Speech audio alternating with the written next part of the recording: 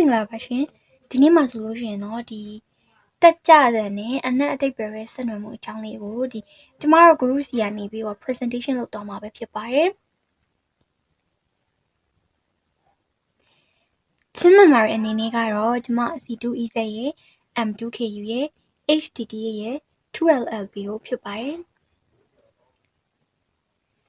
ဒီတက်ကြတဲ့နဲ့အနက်အတိတ်ပဲဆက်နွယ်မှုအကြောင်းမပြောခင်စာရေးသူရဲ့ကိုယ်ရေးအချင်းကိုနည်းနည်းပြောပြပေးသွားပါမယ်1948ခုနှစ်ဇန်နဝါရီလ2ရက်နေ့ဓနုပြမြို့နယ်ဒီတုံတနီးရွာမှာအဖဦးဖျာမာနဲ့အမိတော်စောတင်တို့ကနေမွေးဖွားခဲ့ပါတယ်။သူ့ရဲ့နာမည်အရင်ဟာဆိုရင်လည်းဦးခင်ရေးဖြစ်ပါတယ်။1954ရန်ကုန်မြို့ Municipal ပညာရေးအဖွဲ့ကစစ်ဆေးတဲ့စတုတ္ထရန်ဆောင်ပွဲကိုပထမအဆင့်နဲ့အောင်မြင်ခဲ့တယ်။1959တိုက်တမရန်နဲ့အလယ်ရန်ပညာသင်ဆု scholarship ဆောင်ပွဲမှာဆိုရင်လည်းအမှတ်အများဆုံးနဲ့အောင်မြင်ခဲ့တယ်။သူဟာအဲ့ဒီကတည်းကစာနယ်ဇင်းတွေစောင်းဖွားရေးစာရေးခဲ့ပါတယ်1959ဒီတက္ကသိုလ်ဝင်တဲ့စာမေးပွဲပေါ့နော်အဲ့ဒီမှာဆိုရင်လည်းတပြည်လုံးနိုင်မြန်မာစာအမှတ်အများဆုံးနဲ့ထူးချွန်စွာအောင်မြင်ခဲ့တယ်အတန်းတိုင်းနဲ့လည်းထူးထူးချွန်ချွန်နဲ့အောင်မြင်ခဲ့ပါတယ်1963ရန်ကုန်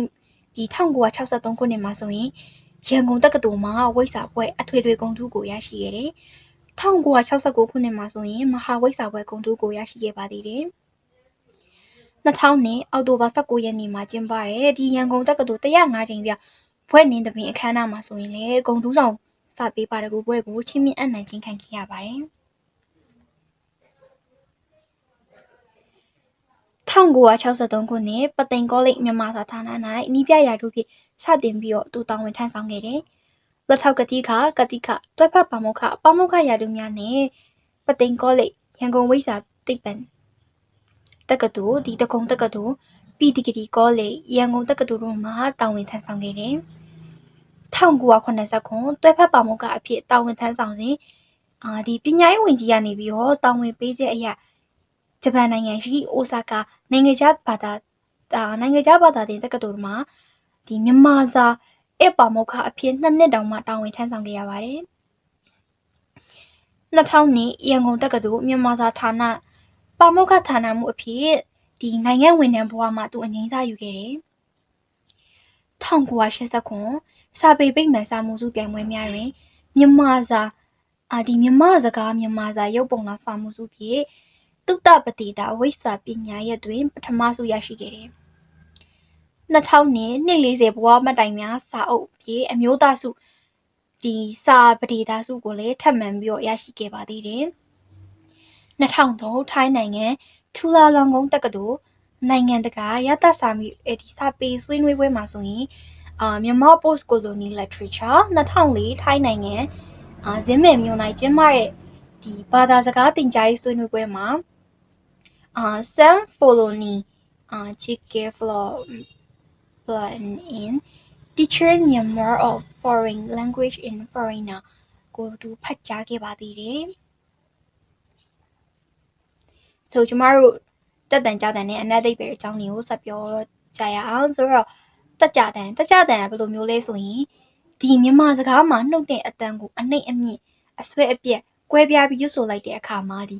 စကားလုံးကပြောင်းလဲသွားစေတဲ့အတန်အတက်ကြရရှိတယ်အဲ့ဒီအတန်အတက်ကြတွေကိုတက်ကြတန်လို့ခေါ်ပါတယ်တက်ကြတန်မှာဆိုလို့ရှိရင်3တန်ရှိပါတယ်ဒီပထမအတန်ကအတန်တူတူပြက်ပြက်နဲ့ရွတ်ရတယ်ဥပမာပြောရမယ်ဆိုလို့ရှိရင်အဣဥကကိကုအမြင့်အတန်အတန်ဒါအနှိမ့်တတန်လို့ပေါ့နော်ဒုတိယအတန်ကတော့ပြက်နဲ့ဆွဲငင်ရွတ်ရတယ်အဣဥကကိကုဒီအမြင့်တန်နဲ့ဝတ်စပေါက်မပါပါဘူးအတန်ပြေဖြစ်ပါတယ်တတိယအတန်ကဆိုလို့ရှိရင်လေးပင်နဲ့ဆွဲငင်ပြီးတော့ရွတ်ရတယ်အာဣဥကကိကုဝတ်စပေါက်တန်နဲ့တန်လေးပါတယ်သူကတော့အမြင့်တန်ဖြစ်တယ်အမြင့်တန်ဖြစ်ပါတယ်ဒီအနက်အဓိပ္ပာယ်တွေအရာဆက်နေတဲ့သုံးတန်တွဲများငိမ့်တငိမ့်လုံသည်ငိမ့်ရေလိုင်းများငိမ့်သက်နေတယ်ငိမ့်စိတ်ငိမ့်ချမ်းတယ်ထင့်စာသည်မထင့်တထင်ဖြစ်နေသည် ထင်ဘောပင်မှမြင်တင်သည်ထင်ထင်းလင်းစွာမြင်ရသည်တဲ့တိုင်သည်မတဲ့တဲ့ဖြစ်နေသည်တီရေသည်တည်ငြိမ်သည်တဲ့စားကိုတဲ့ဖြတ်သည်စွန့်အမိုက်ကွန်စွန့်ပစ်သည်စွန့်မျက်စိစွန့်နေသည်စွန့်ကြောင်သည်တစ်ပင်အဆုံးကိုရောက်နေသည်တန်နှိပ်တန်ပြေနှစ်တန်တွဲပျော့ပျော့ဖျောင်းသည်ပျော့နေသည်ဖျောင်းသည်ပျော့နေသည်တွန့်တွန့်တွန့်လိန်နေသည်ကြက်တွန့်သည်လှဲ့လေဘိန်းကိုလှဲ့လေသည်ဘိန်းလဲနေသည်ပြန့်ပြန့်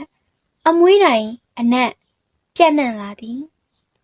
ပြန်ငှက်ပြန်သည်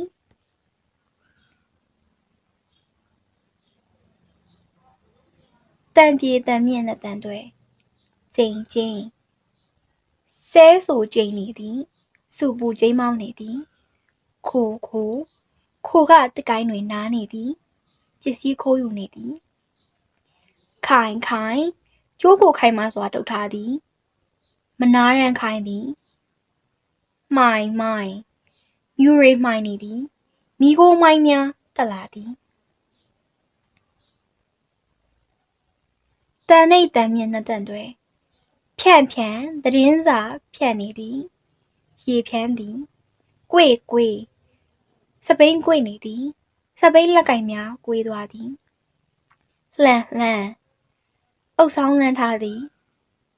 အုပ်ဆောင်လှန်ထားသည်အဝတ်လှန်ထားသည်တင့်တင့်ကျိုးချီတာအသင့်အတင့်ရှိသည်ကျိုးချီတာတင်းလွန်သည်